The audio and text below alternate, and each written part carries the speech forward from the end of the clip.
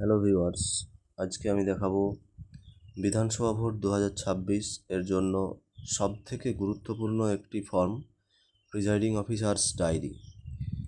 এই ফর্মটি খুব সাবধানে আমাদের ফিল আপ করতে হবে। এই ফর্মের উপর অনেক কিছু নির্ভর করবে। আমি ফর্মটি ফিল আপ করার সম্পূর্ণ পদ্ধতি আমি দেখাবো।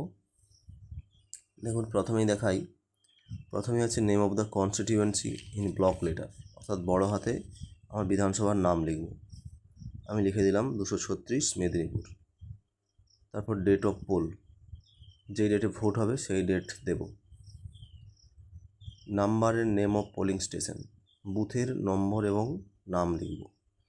তারপর ওই বুথটি কোথায় লোকেটেড আছে, government or quasi government building, private building, temporary structure. সাধারণত প্রাইমারি স্কুল বা হাই স্কুলের কোনো রুমে ভোট হয়, সেই জন্য আমি এটি লিখলাম government. Number of polling officers recruited locally if any, কোনো পোলিং অফিসারকে যদি রিক্রুটেড করা হয় লোকালি, তাহলে সেই সংখ্যাটা লিখতে হবে। যেহেতু আমি ডিসি থেকে আমার পুরো ফুল টিম নিয়ে যাব, অর্থাৎ কোনো পোলিং অফিসার অ্যাবসেন্ট হলে ডিসি থেকে ট্যাগ করে নিয়ে তারপরেই বুথে যাব, তাই এগুলো নীল হবে, তাই নীল লিখলাম, 4-5 নীল লিখলাম। তারপর আছে 6 নম্বরে ইলেকট্রনিক ভোটিং মেশিন।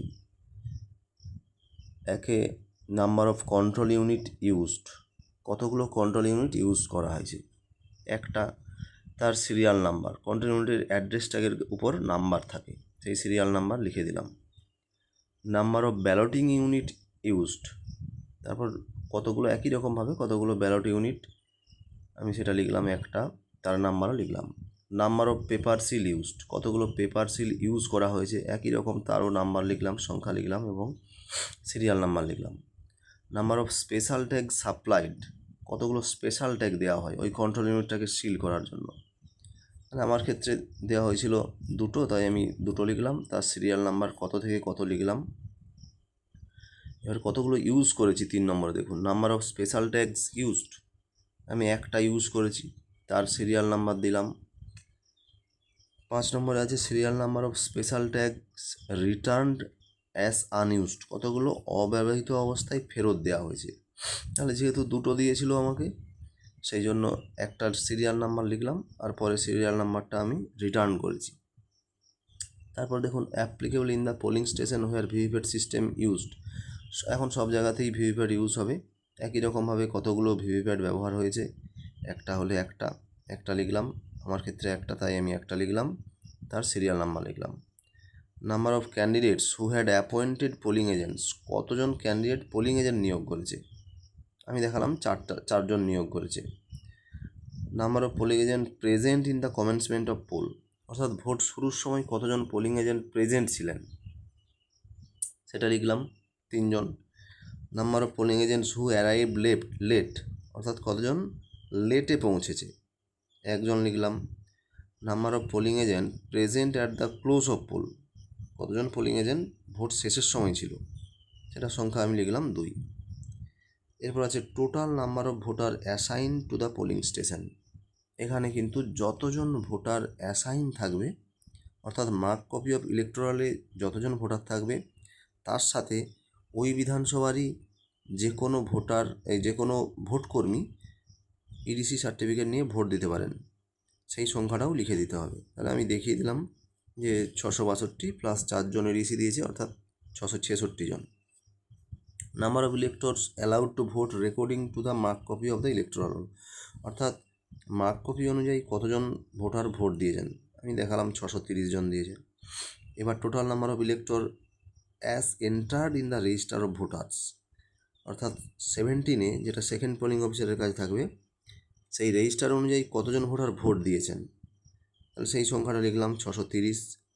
এবার আছে number of voters recorded as per voting machine, অর্থাৎ কন্ট্রোল ইউনিটের টোটাল বোতাম টেপার পর যে রেজাল্টটা দেখায়, যে টোটাল নাম্বারটা দেখায়, সেটা লিখতে হবে, আমি সেটাও দিয়ে দিলাম 630। তারপর আছে number of voters deciding not to record vote if any, অর্থাৎ কতজন ভোটার ভোট না দেওয়ার জন্য স্থির করেছেন, এরকম সংখ্যা নেই, আমি তাই নীল দেখালাম। এরপর 11 নম্বরে দেখুন number of electors who voted, অর্থাৎ কতজন ভোটার মেল আর কতজন ফিমেল সেই সংখ্যাটা লিখতে হবে। যেহেতু আমার 630, আমি একটা আনুমানিক ব্রেকআপ দেখালাম 320 আর 310, থার্ড জেন্ডার নেই। চ্যালেঞ্জ ভোট এগুলো সাধারণত হয় না, তাই সেগুলো আমি নীল দেখালাম।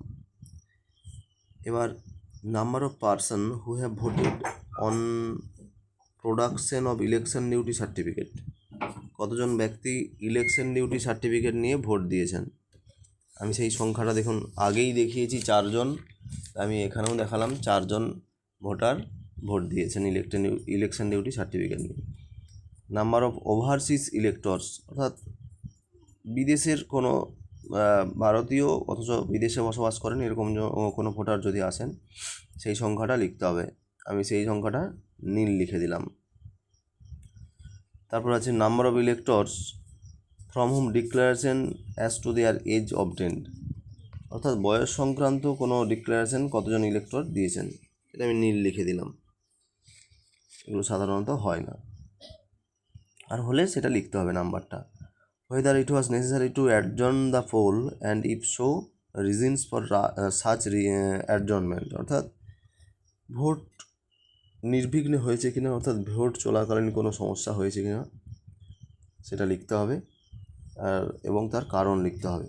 যেহেতু আমার ক্ষেত্রে কোনো এরকম কিছু হয়নি, আমি দেখালাম তাই নো। এবার ভোটের 19 নম্বরে number of voter caste every 2 hours, অর্থাৎ 2 ঘন্টা ছাড়া ছাড়া ভোটের যে SMS পাঠাতে হয় সেই ব্রেকআপটা দেখাতে হবে, অর্থাৎ 7টা থেকে 9টার মধ্যে কত। এখানে কিন্তু কিউমুলেটিভ নয়, এখানে দেখাতে হবে ব্রেকআপ, প্রথম 2 ঘন্টায় কত, পরের 2 ঘন্টায় কত, তারপরের 2 ঘন্টায় কত, এইভাবে ব্রেকআপটা দেখাতে হবে। মেসেজ কিন্তু পাঠিয়েছিলাম কিউমুলেটিভ, অর্থাৎ টোটাল ভোটারের। এবার দেখুন 13 নম্বরে details of visitors at polling station as per visit sheet, অর্থাৎ ভিজিট সিট অনুযায়ী কতজন ভিজিটর্স ভিজিট করেছেন তার টাইম লিখতে হবে, এবং সেই সময় 17-এ এবং ইভিএম অর্থাৎ কন্ট্রোল ইউনিট অনুযায়ী কত ভোট পড়েছে সেটা লিখতে হবে। আমি আনুমানিক দেখিয়ে দিলাম। প্রথম 3 জনের নাম সেক্টর অফিসার, প্রথমে আছে সৌমেন রয় সেক্টর অফিসার, উনি 9:30টার সময় এসেছেন, ওনার সিগনেচার আছে। আর 9:30টার সময় আমি ধরে নিলাম আমার 17-এতে ভোট পড়েছে 211 এবং ভোটিং মেশিনেও 211। এরপর দেখা গেল সন্দীপ পাল নামে রিটার্নিং অফিসার, উনি এসেছেন, উনি 11:20-তে এসেছেন, ওনার সিগনেচার একই রকমভাবে 17 এবং ইভিএম অনুসারে ভোটের নাম্বারটা লিখলাম।